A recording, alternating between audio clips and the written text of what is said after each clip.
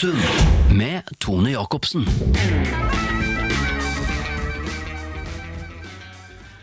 We're back. New podcast, new guest. Welcome, Adam MacDonald.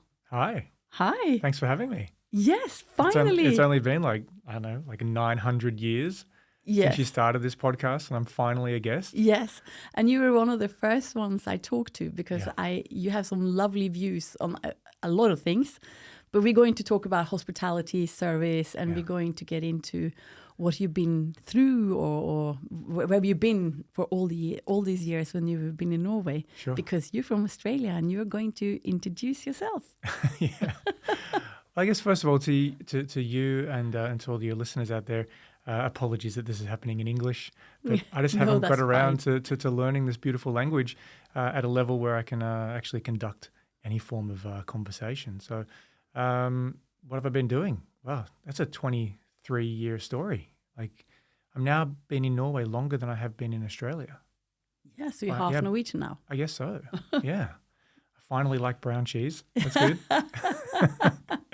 Okay, I put it on the table next time to see if you actually eat it. It's funny, I've long written on the card when you arrive in Australia, you have to fill out your occupation, and forever I just wrote bartender, and I was proud of that statement, and still to a level I am proud of that because I know what that means, right? And a lot of other people look at that industry and look at the different professions inside services and stuff like that, and they never get an appreciation or understanding of what that role in the general public is, right?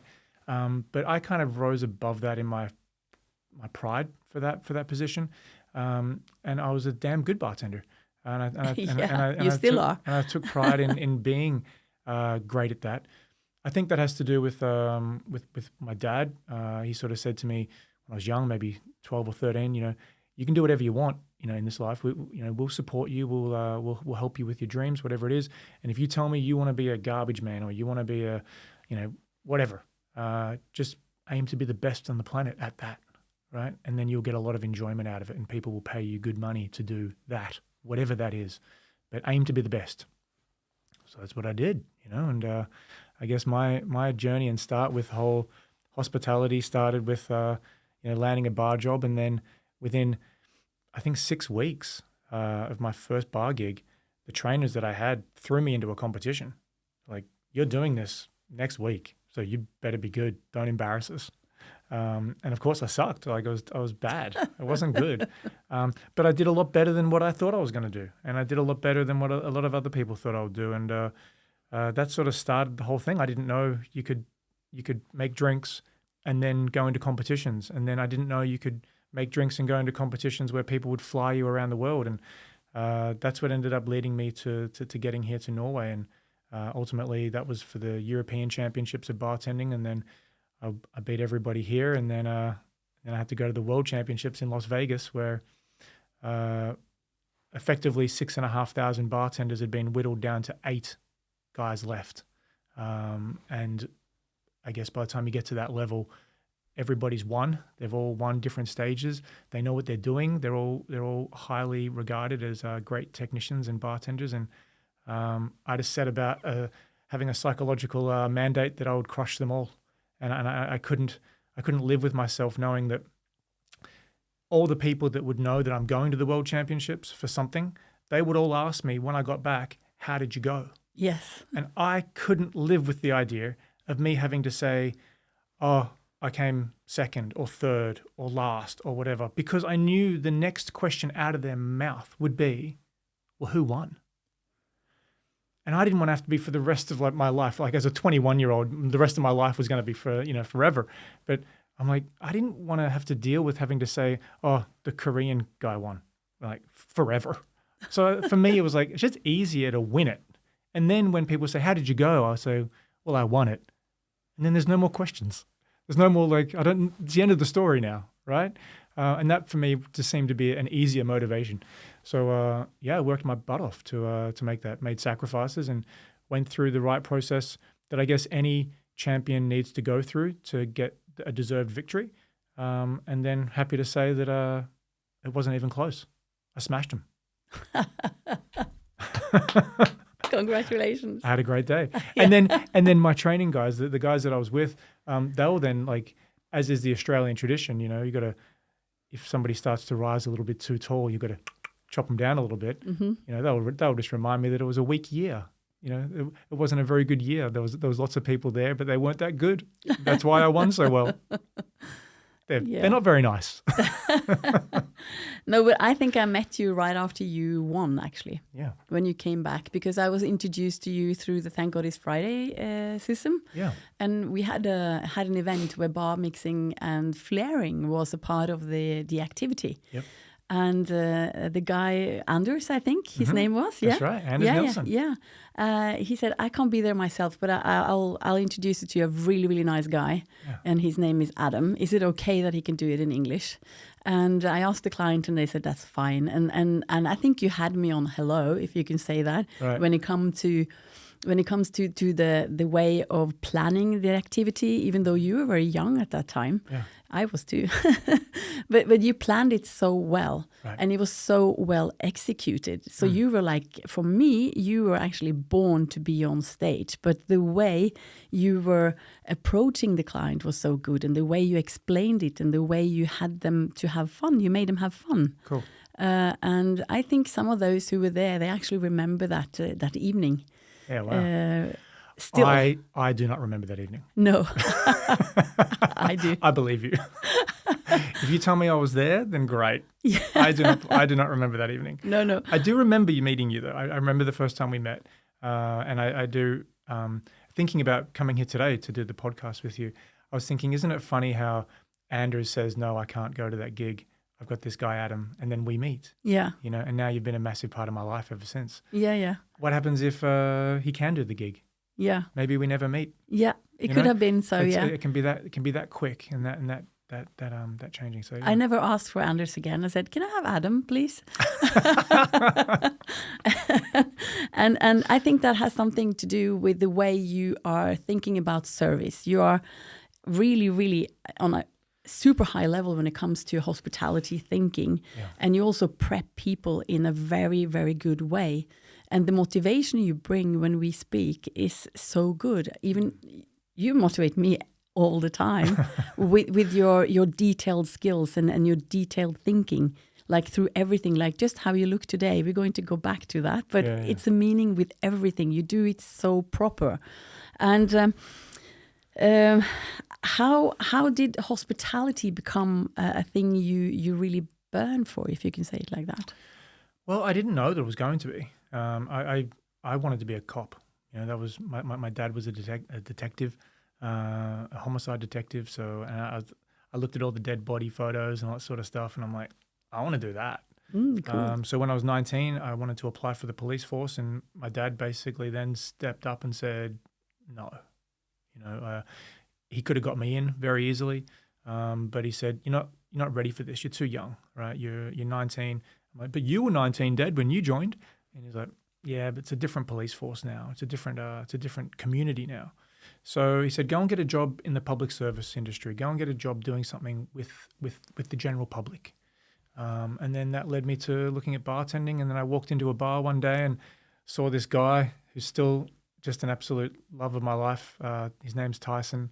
He was working the bar one day and throwing bottles around. And honestly, Tuna, every girl wanted to be his girlfriend, and every guy wanted to be his best friend. That was the environment he had in the bar, and there was maybe 50 people seated around the bar, and it was just him. And I'm watching this guy work and going, is this even possible? Like I had no idea. You know, I was only 18, 19 at the time, so you're sort of coming off, you're still a teenager, you know, still incredibly shy, still didn't know how to talk to girls, none of that. And here's this guy, just a magician behind the bar, like doing this stuff. And I'm like, I want to do that. I don't know what that is. I don't even know the difference between Baileys and bourbon right now. But he's got all the attention. That looks amazing. So that's how it started. Yeah, and then I think that was the realization that I can have an alter ego. Being someone who's quite shy, being put in behind the bar, it forced me to have to come out of my shell in a different way. And it forced me to create this Adam the bartender alter ego, which I later learnt was actually an incredibly effective skill in a lot of things. And to be able to have that, to be able to sort of hone that skill, I didn't know at the time that when I was learning how to bartend, I was actually learning how to public speak. I didn't know that. But now, after doing public speaking and realizing, oh, okay, I've dealt with a room full of drunk people before, and I've yelled at them and told them to do this and get down and have fun and all this sort of stuff. As a bartender needs to take control of a room, that's what you're doing from a stage. You know, you're taking control of an audience. So I didn't know I was getting those skill sets. And I think that's why when I write the word, I've been a bartender down, I know for many people they go, well, isn't that just some dude who just puts ice in a glass and fills up with gin and tonic and tells me that's 150 kroner? And in some cases, that's what it is. You know, that's the industry is that for some people. But then for others, it's a very, very different thing. And it's been a massive, door opener for me globally. I've been around the world because of bartending. Yeah, so that's so cool. And by you just describing how easy you can serve a drink in a bar, that maybe brings us into today's service level. Right. Because there's a big difference between now and before Corona, where some of the people just went from Norway because there was no jobs. Yeah. And they're screaming, the restaurants and bars are screaming to have the best people. Yeah. Because there is no service anymore. How come? Yeah, I mean, it's a big question. It's a really big question. It's a loaded question because it's also, by us diving into this, we're also need to be aware that there is still a massive part of the hospitality industry that is professionalized. People do take it seriously. There are real professionals who are elite at what they do in this country and in others, right? So just by saying, it's all gone to the dogs, it's terrible, everything sucks, like that's not real and not fair. But I think there's definitely been a sea change. I think we need to address the fact that the top tier venues, the best of the best hotels are all probably running around about the same standard, right? That probably hasn't changed that much. But it's the mid-level, that chunk in the middle where it's like, where did all the people go that want to do this? You know, and the people that are getting the jobs, they have the attitude of like, I don't want to be here. And it's so incredibly obvious. I don't know about you guys, but I find one thing more and more that just irritates the hell out of me is when I go into a convenience store now and I see, this is pretty much standard everywhere.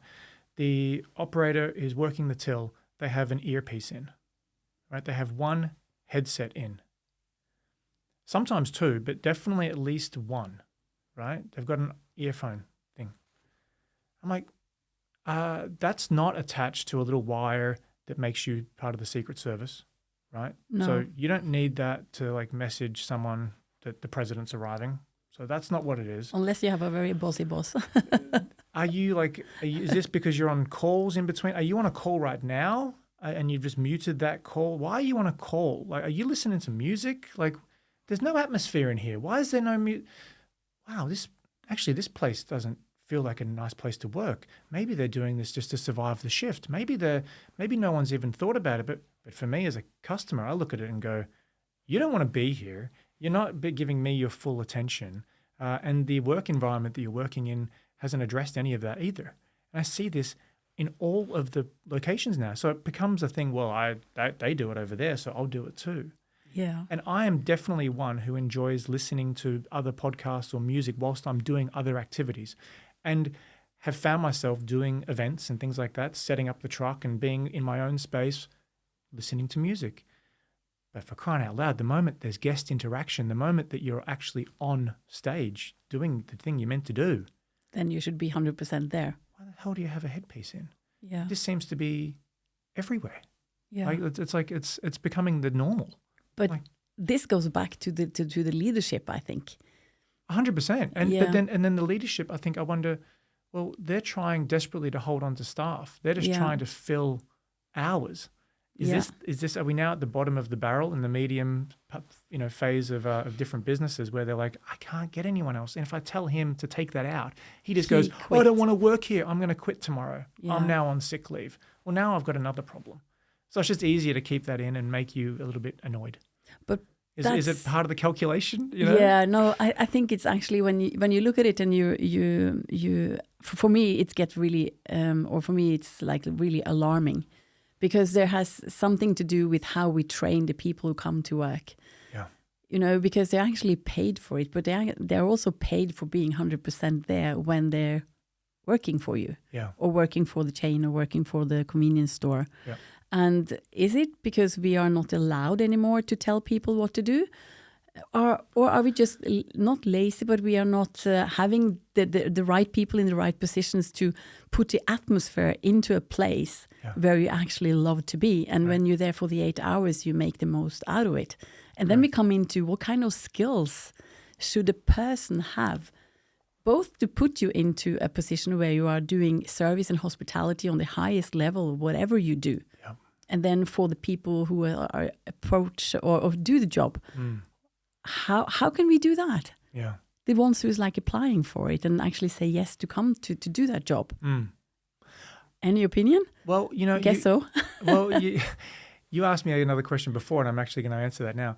What made me get into hospitality and understand that? I think it was actually watching my mother and her friends operate inside my own house and inside other people's homes, how they would be incredibly hospitable to each other and organize with cups of tea and little biscuits and things like that. There was always like little hospitality moments and treats. In case somebody dropped in, we need to have this ready, you know? Yeah. There was always this generation of people like, well, people don't call and say they're coming. They just drop in, right? Because there is no phone to call and tell you I'm coming. So you better be ready. You better have things organized and have a drawer where you can just stuff away and make the place look presentable. Yeah. But always being prepared for that. I think that's part of the hospitality game, is being prepared to be able to deliver hospitality is a big part of it. Yeah. And if you're not even prepared to deliver hospitality, then how are you going to do it?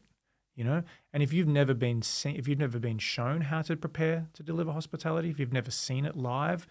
I was at a job recently up north. I'm not going to say exactly the hotel, but it's a beautiful place of this lovely country up north. They hired me in, and one of the girls who was getting ready to do her shift, she had started her shift in the breakfast of the hotel, and I walked in, and just the day before we'd had training about breakfast and about how incredibly important it was to start their guest's day in the right frame of mind. And her uniform was unironed, right? And just like a rad tag of shirt, right? It wasn't ironed, which can happen to all of us. But so I brought it to her attention. I said, "Hey, that shirt's not ready to go, right? You can't look. I mean, look." Yeah. I even took a selfie with her and said, "Look, like you can see it, right?" Did she see? And she was like, "Oh my God, yeah, you're right." Yeah. But the next bit. I said, "So there's an iron out the back," and just going. She was like, "I don't know how to iron a shirt." Okay. And she was 27, and I said, "So, how did you miss out on this?" And she went, "Oh, my mum just did all of it for me." Yeah. So it goes back to our kids. I'm like, okay, so here's now an adult who has never been held accountable for this type of stuff. And then when push comes to shove, she was actually like embarrassed, like, I don't know how to do it. So I'm like now teaching her how to iron. And that's okay. It's all time. Everybody is allowed to learn new skills, right? Yeah. But it was just very surprising.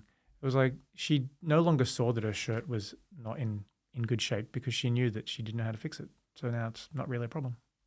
So will you say that it goes back to us as parents, that we are not allowing our kids to do more at home so they can learn the skills? We are so afraid that they will burn their fingers or maybe do something, that we do everything for them?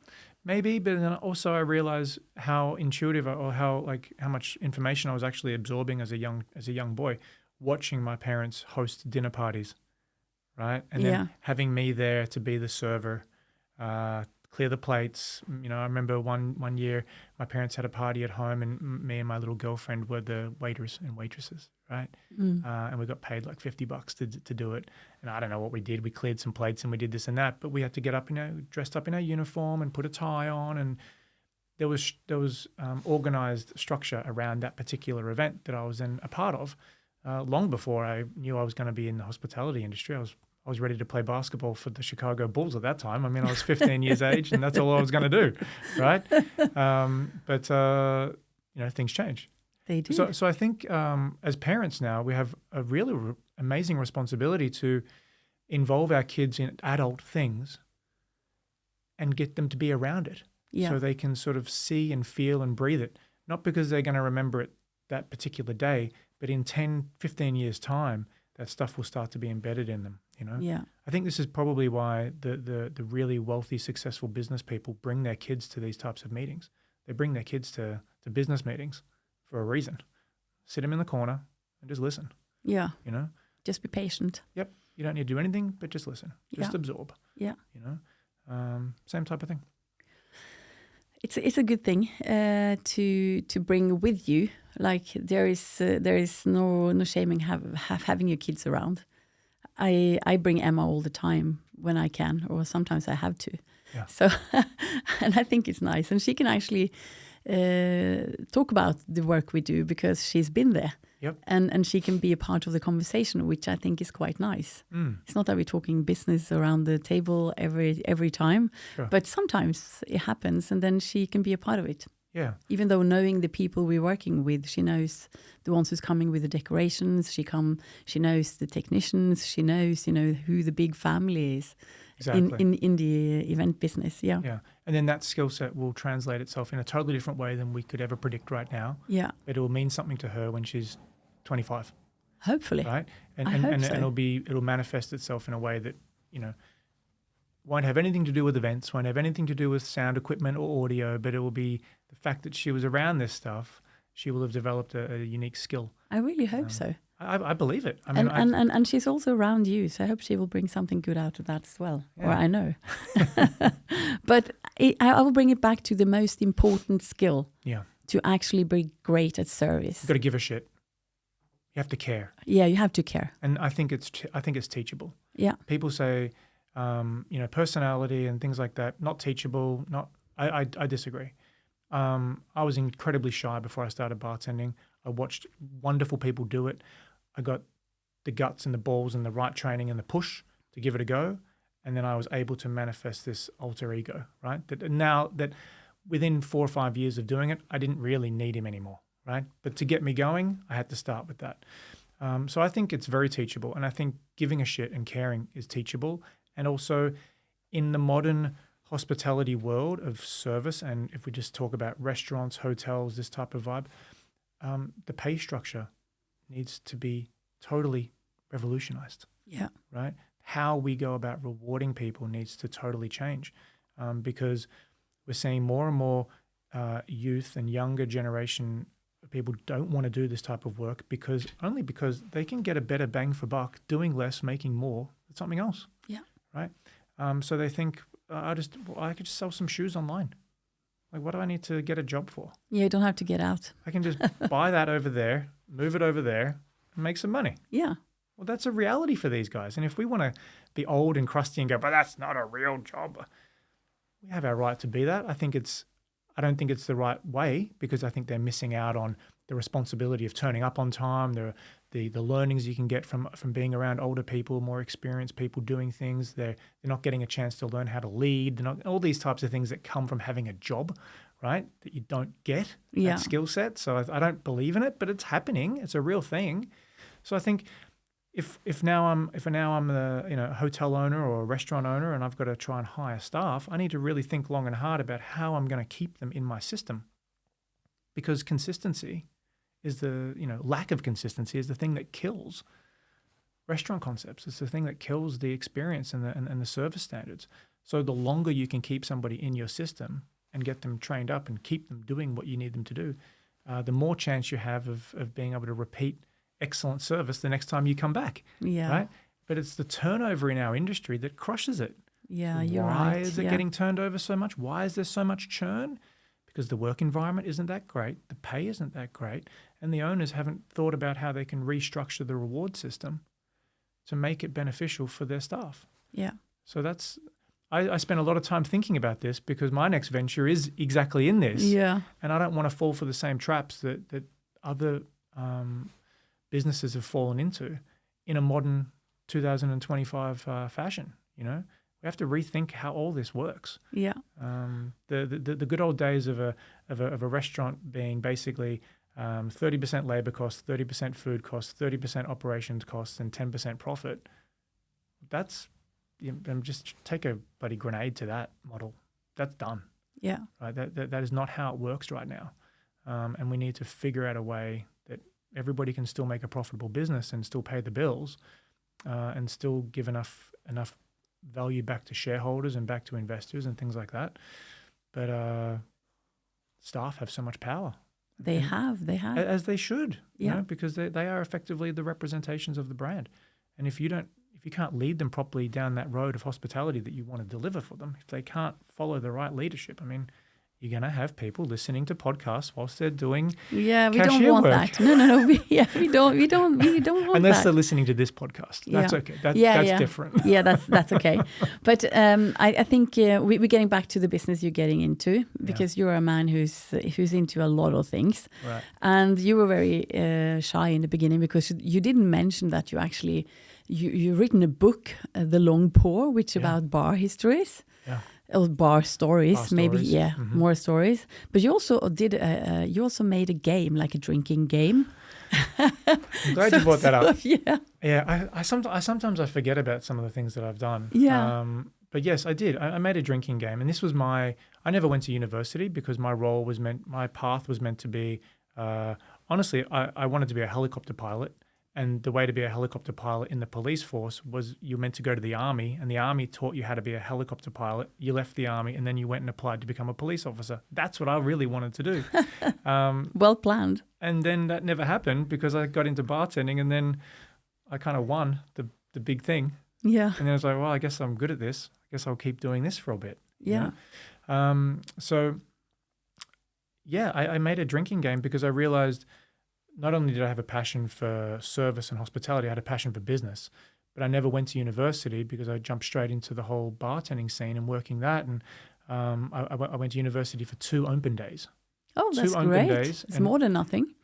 Just to realize, no, this isn't for me. I don't want to do this. And that's okay. I think so too. Yeah, I because think we have to say that. It's okay. Yeah, my university degree I got a business master's of university degrees or whatever they're called, right? That's how into it I am. I don't even know what they're called, right? When I did my game, because I had to pay for a website, pay for product, pay for R&D. I paid the tuition fee in getting my product, and I paid. Don't worry about that, because I paid with all my mistakes. And then eventually I got my game, and it was a game that I'd created and played and tested, and then we made it a real thing. And then I had to find partners in the US to be my distributors, and I had to do this, so I learned a lot. And then the best lesson I was given was in Australia. I flew back with 5 or 6 games in my bag to give to friends, and I took one game to a distributor in Australia who was responsible for like 300 game shops, right? So I went into his warehouse, and at this point I'd probably put 2.5 years of hard work into creating this game. It was now real. I had momentum going. It was good. It was a thing. And I take it to this guy and I say, here's my game. It's a drinking game. And I wonder if you would like to buy it off me and sell it in your 300 locations, right? And I never forget, we're in his warehouse, in his little pokey little office. And this guy moved all the games for the whole country, right? And he just looks at it. He shakes it. He like weighs it in his hand, and he goes, yep, this is and I'll just use Australian dollars, but it's basically the same as US dollars. He said, this is about a $30 game. I went, okay. And he goes, yeah, so this will retail for $30, which means I can sell it to the store for like $11.50, which means I got to make my margin. Yeah, I can buy it off you for $6.50. Yeah, I'll buy 10,000 off you for $6.50 right now. Does that work?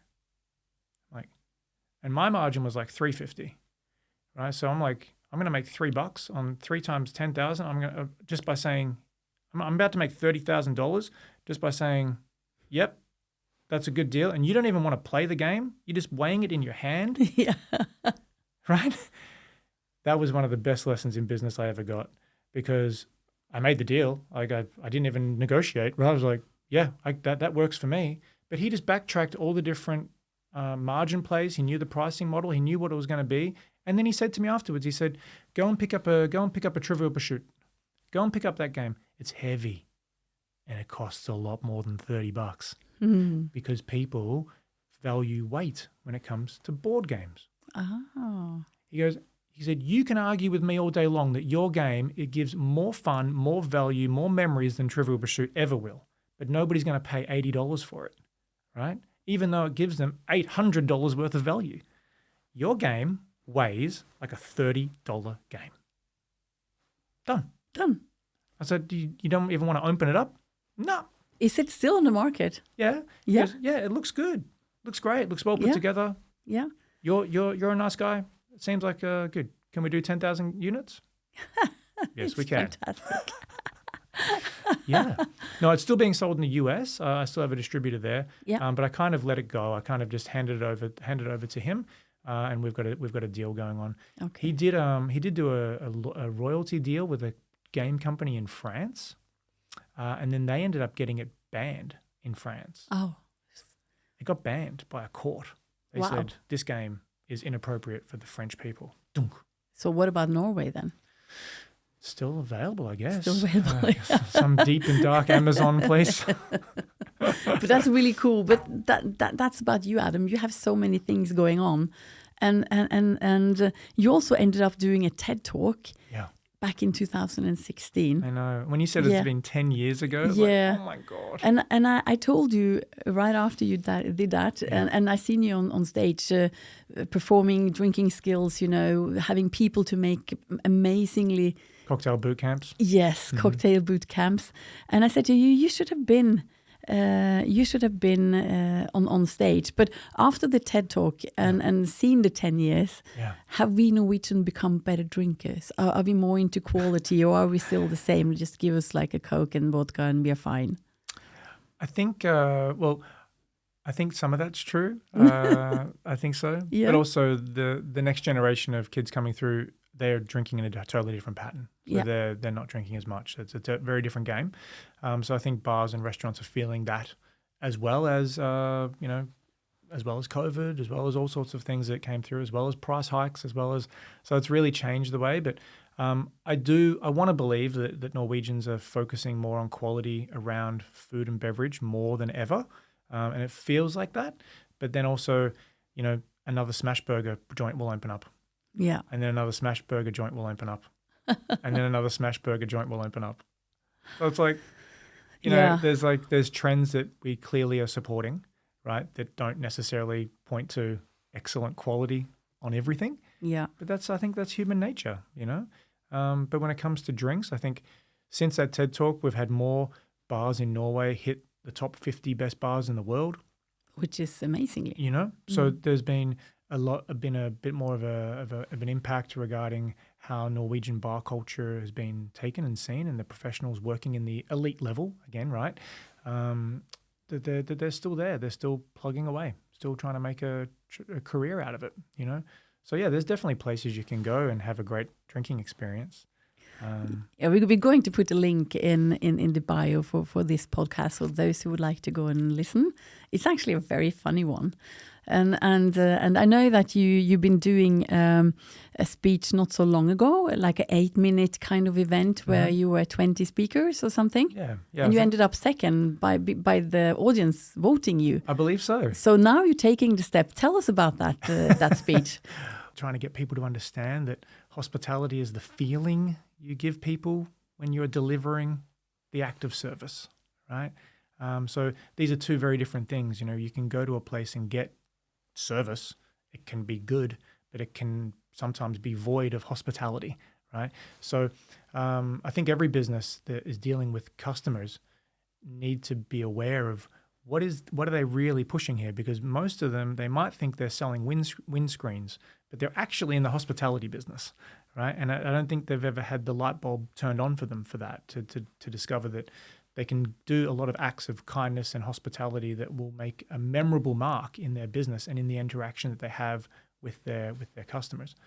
Just short story on that one. I have a tire company that I go to, and these guys change my tires, and then they look after my tires and hold them in like a garage, right? Yeah. Deck hotel. Yeah. This type of thing. So every time I go there, the booking process works. It's clean. It doesn't look great on my phone, but it works. It's good. Appointment system. I turn up. I put my car in. They know I'm there. I hit the right time. I've got a 15-minute time slot. and they change the tires, and then I drive off, and that's it. And I'm like, these guys are so close. They are so close to making it a memorable experience. Because right now, they're just changing my tires in an efficient, service-minded manner. And I like the service. But I'm not talking about it at parties, right? No. If these guys were in uniform, right? If they made it feel like I was coming into the pits, and 2 times a year, I get an experience where I've got to drive my car into a pit lane. Right? There you just gave away a really great idea. And then all of a sudden it's like, sir, window comes down. They know who I am. They know I'm coming. They know my name. Use it, right? Yeah, They hi, know my Adam. number plate. Welcome. They should know that this is my 10th time here. They should know that I'm already on a clip card with them. I don't even need to think about it. This one's going to be 50% off, blah, blah, blah, blah, blah, whatever. There's so many things I could add to the experience of that would make me go, next week, I'm changing my tires. I love it. It's so good. They throw a Gatorade in my face. I feel like a race car driver. They go, poof, poof, poof. The thing doesn't even need to make that sound, but they do it anyway because they know it's like going to be more memorable. They've got helmets on. They got this. They got that. I'm like, that's so close, but yet so far for businesses because they don't think like that. No. They're happy with this works and that's enough. And I think that's kind of Norway in a nutshell. This works. That's enough. Yeah, then we don't have to do more. It's just enough. And I think that's the mentality we kind of sort of gone into, like just enough, but not more. Yeah. Because the more costs more. Not actually by money, but it costs more of you. Effort. You have to, the effort. You have to put on something you probably don't like. Yeah. Because there's no one there to be cool, like Tyson, the bartender, who put on this cool thing and he had a lot of people there around him and you find that really amazing and you want to be him. Right.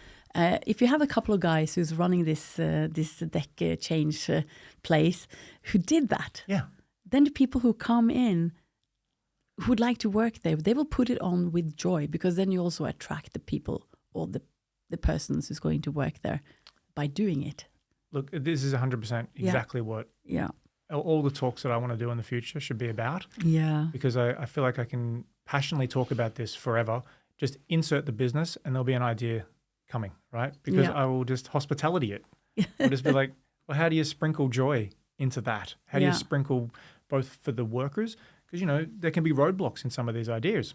Okay, fair enough. Yeah. Not everything is going to be a home run.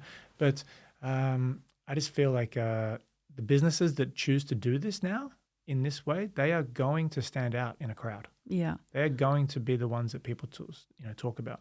Social media is obviously a massive thing now. It's an everything thing for many businesses. But I'm still of the view that word of mouth recommendations counts more. It still is undefeated. Yeah, I agree with you. You know what I mean? Yeah. It's the undisputed heavyweight champion of the marketing world. Yeah. I So totally agree with you. how do you get people to talk about you when you're not being memorable? It's impossible, right? Yeah. So, And I have to bring, you have your outfit today, and those who's watching this on YouTube, you will see that there's not anything which is left out here. Because you're one of the side businesses you're doing now, you're doing exactly what you told about the deck place, but you do it within cleaning glasses. Yeah. Well, I figured Tell us. I've been a bartender for 20 years. I've cleaned a lot of glass. Yeah. Right? I've cleaned a lot of glasses. Right? But it's not that type of Not glasses. that type of glass. No. No, I'm getting into the window washing business. Yeah.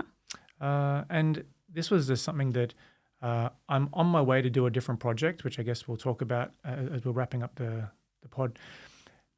But that project hasn't happened yet, and there's some roadblocks there. There's some things I need to wait for and things that have sort of gotten in the way. But life continues and I got to keep moving and I want to just keep poking the bear and keep experimenting. And I looked at the services industry in a whole in Norway, and there was many different types of things you can get involved with. And I looked at my area. I live in Sund, effectively. And I'm like, okay, what do these guys have? They've got money. There's quite a lot of affluent people living there.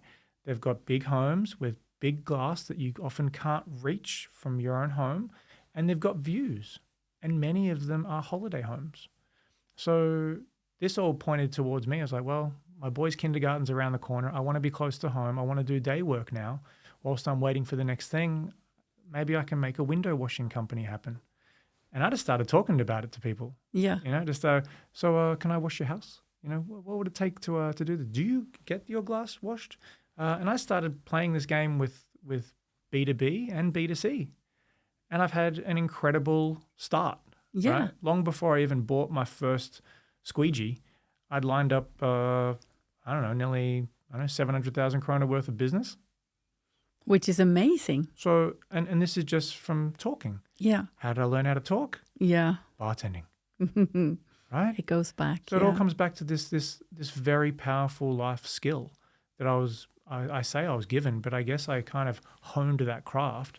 And there's many bartenders who go on to do their real job, right? They only bartend for like a year, making drinks, whatever, and they don't think anything more of it. And then there's ones who actually get something out of it. So I kind of wanted to apply hospitality into a service job. And what could I do to make the service of cleaning glasses, cleaning windows, more hospitable? So that's what I'm working on. And one of the things is the approach. This is an industry that is often run by people that don't care about how they look. Absolutely. Because they're just jumping from job to job. It's quite a dirty job. It's physical. Nobody's held them accountable for how you're presented. Maybe they've got a truck that looks branded up, but themselves, they're kind of in and out of different versions of their uniform. So I'm like, okay, that's one that I can win on. Two, can I make a brand out of this? Can I get like some merch? Can I make this so weird and quirky that people are like, hey man, that's a cool t-shirt. I want to wear that t-shirt. Right? And then this is a door-to-door sales job, right? This is effectively, I've got to go and have conversations with people. And let's be honest, Tony, not a lot of Norwegians love having face-to-face conversations with people, right? When they've had a beer or two, things change. But just grabbing a stranger to say, hey, can we have a quick chat? The guard goes up immediately. So I'm like, I need to figure out ways to break that down. And one of them is people make assessments of you immediately by how you are dressed and then what comes out of your mouth. So yes, it's not necessarily Norwegian coming out of my mouth, but it's an Australian friendly, happy accent coming out of my mouth. It's non-threatening, right? And I've been talking to people across a bar forever. So I do have some skill in being able to start a conversation. But they're making assessments at the door of what I look like, and I love clean glass, and I want to clean yours. Yeah. That's about as simple as it is, and that's the starting conversation. Yeah. And this is a job that they either get done or they don't, or they've never thought about, or they're like, yeah, I've got a guy, or he hasn't turned up this week, or actually I do need that done, and my mother, she also needs it done. And so this is where it sort of spreads around very easy. It does, and I'm living by the mantra, and this from an Australian brand, a guy called Jim. My brand's called Goldies, but Jim in Australia is famous. He's a billionaire. He started a lawn mowing business, and his two rules were turn up on time and clean up after yourself. He didn't go overboard trying to sprinkle in hospitality or anything like that. That was not in his ethos. It was just simple tradesman, one-on-one basics. Turn up on time and clean up after yourself. Well, just those two things there. If you can do that, I think you're already separating yourself in the world of service. Yeah. Because so many people don't do that. No, I agree with you. Right? I agree, totally. So I'm like, yeah, I've washed windows before. I can bring that skill back. And now I've got some gear and got some contacts and got some work going, and we'll see where it goes. And I don't know how this story unfolds. So probably you can become the Norwegian Adam, who was the Australian Jim. Yeah. Jim. I mean, that would be incredible. That would be incredible. Right? You even will sell merch. You earn more on that. Who knows? I am open for any of these roads to be where it leads, and for them to lead to nowhere. Like that's how it's a pick it up and put it down. It can happen that quickly.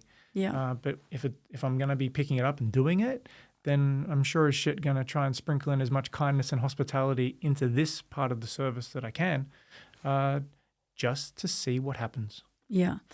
And when you talk about all this shit, you also had in your book, I have to take that up, because you had something, the shit tax, or what did you call it? I need The to put dickhead tax. the dickhead tax. Yeah. And I DHT. Yeah. We're all familiar with the MVA and the GST and the VAT. This was the DHT. and I know, I just have to mention that because we went to the Olympics and we stayed in a very nice hotel called the Bank. Yeah. And there I ran into Ian Thorpe. He was an Australian swimmer. Yeah. The And torpedo. Yeah, he was really great. He was retired at that time in 2012. And just when I came back from the Olympics, like a year later or something, you said like, hey, I'm going to London. I'm going to do a job there. And you ended up bringing the bar to life in a standard of a 5-star hotel when it turned into the Rosewood. That's right. Any tax guys there? Any DHT there? I think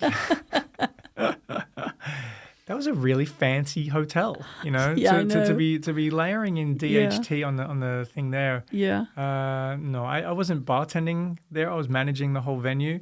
I did not put a DHT button on the till. I can assure you of that. But I've had DHT buttons on venues that I've worked in before. And I know that they exist in other parts of the world as well. I know people that have read the book and then have sent me photographs of their till system where they're like, dickhead tax, it's here on our till as well. How high I've seen receipts with DHT written on an extra 10%. So I get photographs sent to me occasionally like, hey man, we had a real doozy came in and we charged him way more than what he should have got, but we feel better about it. And that keeps the roll. Because look, dickhead tax started with people working in bars. It's a very physical job. It's an active job. It's a social job. There's lots of pros and there's lots of cons to working in the bar. And some of the cons are dealing with idiots, right? And they come in and they can be aggressive and they can be rude and they can be all this sort of stuff. And I remember charging a guy DHT before it even became a thing because he elbowed his way to the bar and just spilt this girl's drink and all this sort of stuff and then was really super aggressive. And I remember thinking to myself, well, this guy's about to get served. I'm going to take his money. I'm going to charge him extra. That will be what I call dickhead tax in my head. And then I'm going to get security to chuck him out. So that was already the play when he came in. I'm like, this elephant is about to leave, but I'm taking money off him before he leaves. And so I don't feel bad about that at all. I'm like, you're an idiot. You're in public. There needs to be some sort of decorum. But sometimes people don't get that. So they need to learn little lessons. And the thing that can happen behind the bar is that bartenders can get incredibly grumpy very quickly when they have to deal with idiots one after another. Then that can affect their mood. And then you come along and you're a nice person and you're like, well, what's up with this guy? Why is he so upset? Yeah. Because they're not able to move from one to the other. That's also a skill set.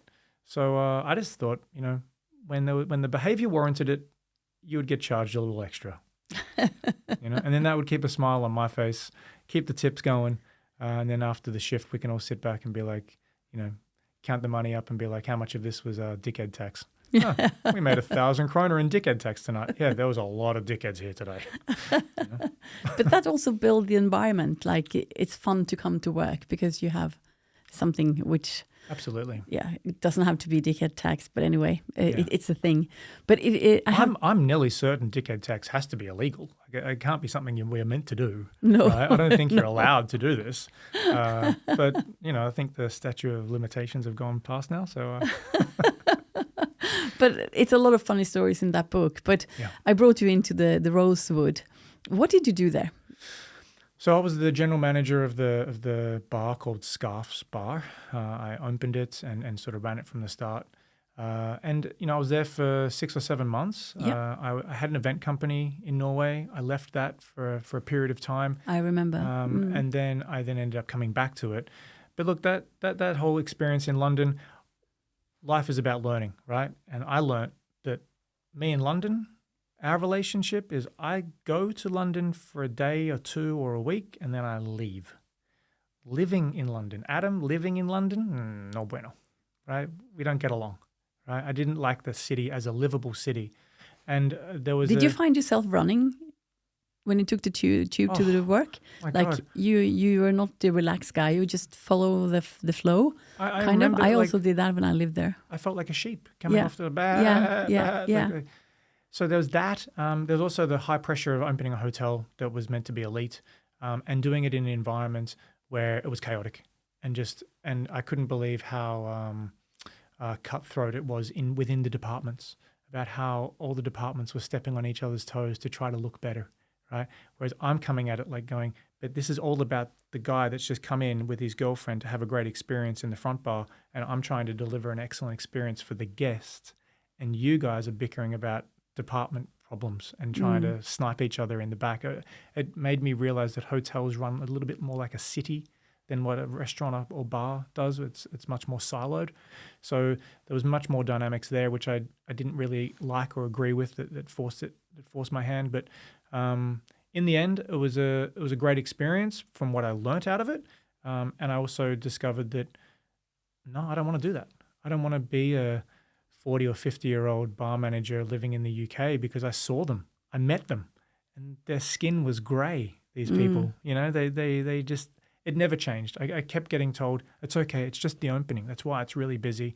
And I was doing 18, 19-hour days. I was sleeping on the couch many times in the actual bar, right? Just to be awake in time to get to the meeting that I had to go to at 7 o'clock in the morning, because our bar closed at 3, and then all this sort of stuff, right? And so there was a place where I was incredibly run down. It wasn't a happy place for me, because I put so much pressure on myself for it to be excellent. And so much so that the operations manager came to me one day and he said, come outside, I want to have a quick chat with you. And he tells me, congratulations, your bar is now in the top 10 best bars in London. Now, at the time, we still didn't know how to do the till changes correctly. We couldn't get money correctly done through the banking process inside the hotel. We didn't have standards on how to cut a lemon. We didn't know how to fill the fridges properly. We didn't know how to do so many of these little detail things that the team was still struggling with. And now I've got this guy telling me that we're one of the 10 best bars in London. I was like, that is insulting to the actual 10 best bars in London, right? All you've shown me is how a PR agency works. Yeah. And you're pointing to a thing in the paper. And to his credit, he said, mate, take the win. Just take the win. It's in the paper. It's real. Take the win. But I couldn't do that. Right? I was like, no, I know the truth. And the truth is, we suck. Right? Now, it would go on to be a legitimate top 50 best bar in the world, legitimately, but not when they first opened, you know? So that type of stuff rubbed me the wrong way as well. I was like, this is all fake. This is all bullshit. So you got you into the 50 top bars in the world, and then you left back to Norway. I wish that was the story. No, the people that came after me managed it into there. Yeah. But I got them open, and we got through the nasty part of the opening. And I can leave with my head held high. And as friends of mine said to me, they said, look, man, living in London for 6 months is like living in London it's like living anywhere else for 6 years. Yeah. It's a hard city. It's not for everyone. So I discovered it's not for me. That's okay. We're happy to have you back here in Norway. Thanks. And we have been talking about a lot of things, but we're going to land on where you're going now, because you have another business which has been with you for a couple of years, but you have to find the right locations. Correct. Yeah. So we're trying to make a chicken shop happen, a neighborhood chicken shop. We want to focus on the healthier side of chicken, because chicken, for the most part, is deep fried. When you think of chicken shops and you think of fast food, you think of the KFC, you think of the fly chicken, you think of this type of deep fried version, the unhealthy side. But a chicken can be better than that, and you can pair it with healthier sides that are better for families. And you can also play in the arena where chicken can be just totally tasty and have a bit of deep fried and have some Nashville hot spice on it as well. So it can be quite versatile. So we want to create a restaurant brand and a scalable model around the chicken, and really focus on that. It's one of the fastest growing consumable meats on the planet. Many countries have it listed as their number one consumed meat. In Norway, it's number 2. Pork is number 1. But I think that's only skewed because of the Christmas pork eating. Yeah. Right? So there's definitely always going to be a month where pork just goes through the roof. A lot, yeah. You know? So we know chicken it's a no-brainer. I'm not trying to sell crocodile meat to Norwegians. We're just trying to sell a roast chicken to Norwegians, right? Done in a better way. They've only ever had access to roast chickens from either really elite restaurants or the supermarket deli. Right? Yeah. And the supermarket deli kind of doesn't love that chicken, right? They're bowling in the worst type of chicken you can have, doing the standard spice, which is really nothing, just paprika and nothing, and then saying, there you go, we're done. That's a roast chicken. And that's what Norwegians know. So we're like, we can do better than that. We can make a better chicken, serve it with, a bag of French fries to keep everybody happy in the family, but then some really nice made salads. And I didn't invent this. This is an idea that's Mediterranean. It's all over Portugal. It's all over Australia. So we know that this can work. It's just a matter of, will Norwegians support that type of food? We bet yes, because we think there is a healthier element to it. It's not the healthiest food. That's okay. But it's healthier than pizza all the time, or sushi all the time, or McDonald's all the time. Yeah. And as a young dad, I see the challenges coming our way regarding getting food onto the table for our boys as they grow up, and they've got activities after school, and then they've got lunch boxes, mutcusses the next day and things. Like you gotta feed these kids calories. So where is it all coming from? And sometimes you just can't be stuffed cooking. So you want to take out. You want to get something delivered. So we just want to be there to be a restaurant that isn't fast food and isn't fine dining. We call it elevated fresh casual. We do things in a better way. We lower the menu, lower the options, so we can do those bits really, really well. And then we want to sprinkle hospitality into our service model like you've never seen before. Yeah. So, and we think if we do that and just focus on the chicken, we're calling it chickens only. Like that's how chickens focused only, we yeah. are on the chicken. Yeah. We think we can win. Yeah. And we think Norway's a wonderful test market for that. So just waiting for the right venue for number one. I've seen plenty of venues that could be great for number two, number three, but the first venue has to really be the right spot. Okay, so what is the dream spot? Oh, if you could pick. I think still, the right location in Grundløkka still has something to say, but it's a matter of value. So potentially you can find better value a little bit more north into Torshov, but there's more older buildings there, right? It's more difficult to do. So I'm okay with any of the outer suburbs. I don't want to be downtown to begin with. We're not going to start there.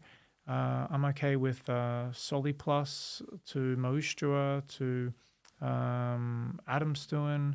We have our eyes on a location there for 2027. So that could be location number two, but we've still got to get location number one organized. Even like Learn, places where there's a lot of building, a lot of activity coming up. We can be that neighborhood chicken shop that would eventually live in Nordstrand. It would eventually live where I live. It has a foot model. It has a footprint very much like a sushi shop. They don't have to be really, really big to be eventually. But the first one, we've got to do a lot of stuff in there to make it work. We need to be able to cater out of it. We need to be able to get the brand going. So it needs to be the right type of venue for number one to give ourselves as big of a chance to get into people's lexicon that we exist. Yeah. Right? That's what we're dealing with. But you do a small trial. You have done some gigs, and you have one coming up, haven't you? Yeah, we've got Chicken Fest coming up. Chicken Fest is run over 2 days down in a place called Sjøhagen Brygge. Sjøhagen Brygge. Yeah. So, and we're sold out. We've got 150 seats already sold. We've got a liquor license going on. We've got the tents. So I'm just tapping into my event day business, making an event happen. And then we're pushing the brand forward, and we're just doing stuff. We're creating momentum, right? You'd know all about that, right? We're creating. Done it since 2000. We're just creating momentum to sort of help with the universe to be like, get them their venue. That's another reason I'm picking up the window washing thing. I thought, this is like chasing a girl. If I keep chasing you for 2 years and you keep saying no, then, I got to change something up. So now I'm not going to look at you anymore. I'm going to go look at something else. So instead of trying to focus on my chickens, right, I'm now going to go look at the cleaning glass business. And if I do that, maybe the universe says, hey. This place we've got is the for venue you. for you now. Yeah. Hey, don't do the window thing. What are you doing? You're meant to be doing this, and here's your venue. So I'm trying everything I can to find the right spot, including, hocus pocus shit with the universe. Hocus pocus shit. That's a fine thing to end on. But Right. you won't give up your speaking. According to topics you, I'm not either. allowed to. No, you're not allowed to. So to sum up, because I really think the market in Norway need you, and you can even go beyond that. Yeah. Because your skill is so good at stage, and for those who've seen you, they know it. But for those who hasn't or haven't, Yeah. that's more correct.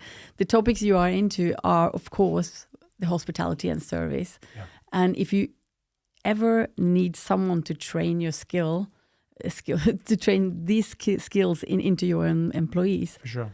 I'm so convinced that you're the right guy to be there, because it's in with you. You have it, everywhere.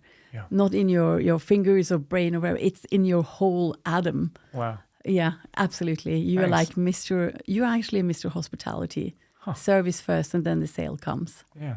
And I think that's a good way to just end this podcast. Cool. So if you haven't met Adam, book him, because he's a great guy. Thanks, Tony. You're welcome. Awesome.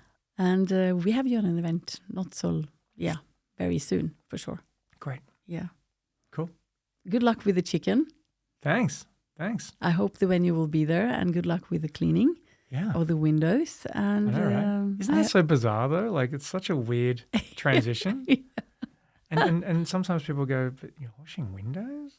I'm like, hey, this is an important part of keeping our city clean, right? And keeping people's lives organized and doing something that people don't want to do. Yeah. So where's the money? The money's at where people don't want to do stuff. And actually, when you are talking about the chicken shop and the windows cleaning, I know several food shops, places where I don't go into anymore because they're not clean. Because they're filthy. Yeah. Right. They're dusty, they're filthy, and the staff can't take, they don't have time, or they don't prioritize because they have a prop in the ear doing something else when they have free time. Right. No clients. Yeah. I can relax a little bit, so they forget to clean the tables, the floor. It looks awful. And I won't say the chain or the chains, but some of them really has a job to do. A job to do. I don't disagree. So it's not just the hospitality side of things and the service side of things. It's the operational standards, operational cleanliness of an entire operation that really needs to be lifted. Yeah, absolutely. Yeah. So we see if we bring in this last part or not. Maybe not. Yeah. Maybe not. But anyway, thank you very much for coming, and I'd love to have you back. Cool. When you open the chicken shop, then we do a podcast in the chicken. Nice. Chickens only. That'd be like chicken to shop see date. How do the staff work here to show you great service. Cool. Yeah. Let's do it. Yes, let's do it. Have a great summer. Bye.